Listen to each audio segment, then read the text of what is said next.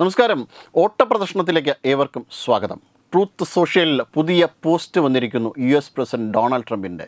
വെനസ്വേലയുടെ പുതിയ acting president Donald Trump ഒരു രാജ്യത്തിൻ്റെ പരമാധികാരത്തെ വെല്ലുവിളിച്ചുകൊണ്ട് ആ രാജ്യത്തിലേക്ക് കടന്നു കയറുകയും ആ രാജ്യത്തിൻ്റെ പ്രസിഡൻറ്റിനെ രാഖ്യരാമായണം കൈവിലങ്ങ് വെച്ചുകൊണ്ട് ആ രാജ്യത്തിൽ നിന്ന് തട്ടിക്കൊണ്ടുപോവുകയും ചെയ്ത അമേരിക്ക ഇപ്പോൾ പുതിയ പ്രഖ്യാപനം ആ രാജ്യത്തിൻ്റെ പ്രസിഡൻറ്റ് നടത്തിയിരിക്കുകയാണ്. മറ്റൊരു പരമാധികാര രാജ്യത്തിൻ്റെ ആക്ടിംഗ് പ്രസിഡൻ്റാണ് താനെന്ന്. അവിടുത്തെ എണ്ണ വരുമാനം അമേരിക്കയ്ക്ക് വേണ്ടിയിട്ട് റിസർവ് ചെയ്യണം, സംരക്ഷിക്കണം എന്ന് പറഞ്ഞ് പ്രഖ്യാപനം നടത്തി 2 ദിവസത്തിന് ശേഷമാണ് ഈ പോസ്റ്റ് വന്നത്.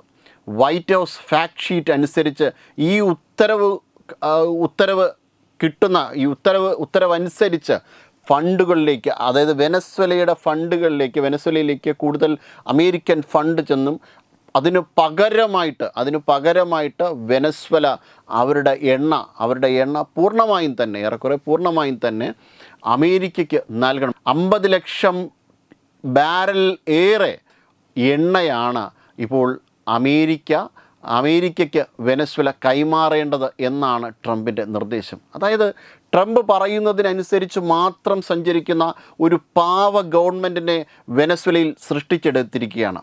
ഡെൽസി റോഡ്രിഗസിന് ട്രംപ് പറയുന്നതിന് അനുസരിച്ച് മാത്രമേ പ്രവർത്തിക്കുവാൻ കഴിയുള്ളൂ. ആദ്യം എതിർപ്പ് പ്രകടിപ്പിച്ചിരുന്നു. അതായത് അവരുടെ വെനസ്വേലയുടെ പ്രസിഡൻറ്റിനെ തട്ടിക്കൊണ്ടുപോയ ഒരു രാജ്യത്തിന് വേണ്ടിയിട്ട് അവരോട് അനുഭാവപൂർവമായിട്ടുള്ള രീതിയിൽ മുന്നോട്ട് പോകാൻ പറ്റില്ല എന്ന് ഡെൽസി റോഡ്രിഗസ് പ്രഖ്യാപിച്ചിരുന്നു. എന്നാൽ ഇത്തരമൊരു പ്രഖ്യാപനമൊക്കെ കുറച്ച് മണിക്കൂറുകൾ മാത്രമാണ് നീണ്ടുന്നത്. അത് കഴിഞ്ഞുടനെ തന്നെ ഡെൽസി റോഡ്രിഗസ് മറുകണ്ഠം ചാടി അമേരിക്കയുമായി ഒത്തുപോകാൻ തയ്യാറാണ് എന്ന് പ്രഖ്യാപിച്ചു. അമേരിക്കയുടെ ഒരു പാവ ഗവൺമെൻറ് തന്നെയാണ് ഇപ്പോഴത്തെ അവിടെ മുന്നോട്ട് നയിക്കുന്നത്, വെനസ്വേലയിൽ മുന്നോട്ട് പോകുന്നത്. ഇതിൻ്റെ അർത്ഥം നിക്കോളാസ് മദുര ഒരു നല്ല വ്യക്തി എന്നല്ല. മുൻപേ തന്നെ നമ്മൾ നിക്കോളാസ് മദുരയ്ക്കെതിരെ തന്നെയുള്ള വീഡിയോകൾ ചെയ്തിട്ടുണ്ട്. പക്ഷേ ഇപ്പോഴത്തെ വെനസ്വേലയുടെ സാഹചര്യം അടിമത്തം തന്നെയാണ്. അവിടുത്തെ പ്രധാന പ്രതിപക്ഷ നേതാവായിട്ടുള്ള മരിയ കൊറീന മച്ചാഡോയെ ഈ ആഴ്ചയിൽ തന്നെ ട്രംപ് സന്ദർശിക്കുന്നുണ്ട്. അവരുടെ നോബൽ സമ്മാനമടക്കം ട്രംപിൻ്റെ കാൽക്കീഴിൽ വയ്ക്കുവാൻ വേണ്ടിയിട്ട് അവിടുത്തെ പ്രതിപക്ഷ നേതാവ് തന്നെ സന്നദ്ധത പ്രകടിപ്പിച്ചിട്ടുണ്ട്. കാരണം ഇത് ട്രംപിന് അവകാശപ്പെട്ടതാണ് എന്നുള്ള വാദഗതിയാണ് അവർ ഉന്നയിക്കുന്നത്. എണ്ണയുടെ വരുമാനം വെനസ്വേലയുടെ സമൃദ്ധിക്കും സ്ഥിരതയ്ക്കും വേണ്ടിയിട്ട് ഉപയോഗിക്കാൻ പിന്തുണയ്ക്കും എന്നൊക്കെയാണ് നിക്കോളാസ് മദുരയെ തട്ടിക്കൊണ്ടുപോയ കൊള്ളക്കാരനായ ട്രംപ് പറഞ്ഞിരിക്കുന്നത്. ഇയാൾ ഇപ്പോൾ വെനസ്വേലയെ ലക്ഷ്യമാക്കി നീങ്ങി അടുത്ത ഇറാനിൽ യുദ്ധപ്രഖ്യാപനം നടത്തിയിട്ടുണ്ട്. ഇറാൻ ചെയ്യുന്ന ചെയ്തികൾ ശരിയായതുകൊണ്ടല്ല, ഇറാനിൽ യുദ്ധപ്രഖ്യാപനം നടത്തിയിട്ടുണ്ട്. ഇനി പാകിസ്ഥാനിലെ ഭീകരവാദികളെ പിന്തുണയ്ക്കുന്നു. ഈ രീതിയിൽ ആണ് ഇവർ മുന്നോട്ട് പോകുന്നത്. തീർച്ചയായിട്ടും ഇതിന് ബദലായിട്ട് പുതിയ ഒരു ലോകക്രമം തന്നെ ഉണ്ടാകും എന്ന് ഉറപ്പാണ്. പക്ഷേ ഈ രീതിയിലാണ് ഇപ്പോഴത്തെ ട്രംപിൻ്റെ യാത്ര.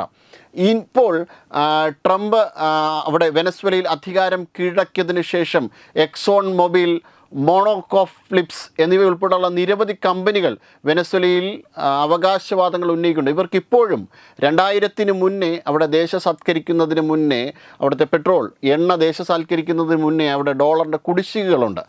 ഇതുവരെയും ചെയ്ത് തീർക്കുവാനായിട്ട് ഈ കമ്പനികളൊന്നും തന്നെ തയ്യാറായിട്ടില്ല. ഇപ്പോൾ വീണ്ടും വെനസ്വേലയിലേക്ക് എത്തുകയാണ്.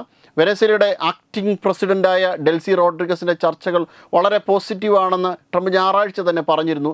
വെനസ്വേല ഗതികളെക്കുറിച്ച് US പ്രസിഡന്റ് ഡൊണാൾഡ് ട്രംപ് രാജ്യത്തെ വികസനങ്ങളെ പോസിറ്റീവായിട്ട് നീങ്ങുന്നുണ്ടെന്നും വാഷിങ്ടൺ അതിൻ്റെ നേതൃത്വവുമായിട്ട് മുന്നോട്ട് പോകുമെന്നും പറഞ്ഞു. വെനസ്വേലയ്ക്ക് ശരിക്കും നന്നായിട്ട് പ്രവർത്തിക്കാൻ കഴിയും. അതിന് വേണ്ട പിന്തുണ അമേരിക്കയുടെ ഭാഗത്തുണ്ടാവും. അവരുടെ നേതൃത്വം ഞങ്ങളുമായി സംസാരിച്ചു, എങ്ങനെയൊക്കെ മാറുമെന്ന് നോക്കാം എന്നൊക്കെയാണ് ട്രംപ് പറഞ്ഞിരിക്കുന്നത്. വെനസ്വേലയുടെ ആക്ടിംഗ് പ്രസിഡന്റ് ഡെൽസി റോഡ്രിഗസുമായുള്ള കൂടിക്കാഴ്ചയെ പരാമർശിച്ചുകൊണ്ട് ട്രംപ് പറഞ്ഞു, വളരെ ക്രിയാത്മകമായൊരു ചർച്ചയായിരുന്നു നടന്നത്. 50 ദശലക്ഷം ബാരൽ എണ്ണ കൊണ്ടുപോകാമോ എന്ന് അവരിങ്ങോട്ട് ചോദിച്ചു എന്നാണ് ട്രംപ് പറഞ്ഞത്. $4.2 ബില്യൺ ഇതിന് പകരമായിട്ട് വെനസ്വേലയ്ക്ക് കൊടുക്കുന്നത്. വെനസ്വേലയിൽ അമേരിക്ക നടത്തിയ ഒരു വലിയ ആക്രമണം, നിക്കോളാസ് മദുരയെ തട്ടിക്കൊണ്ട് പോയതിനു ശേഷം അവിടെ നടക്കുന്ന സംഭവ വികാസങ്ങളാണ്. അതായത് അമേരിക്കയിൽ മയക്കുമരുന്ന് കടത്തി എന്ന് പറഞ്ഞ് വളരെ ഗൂഢാലോചന തയ്യാറാക്കി അങ്ങനൊരു കഥ മെനഞ്ഞെടുത്തതിന് ശേഷമാണ്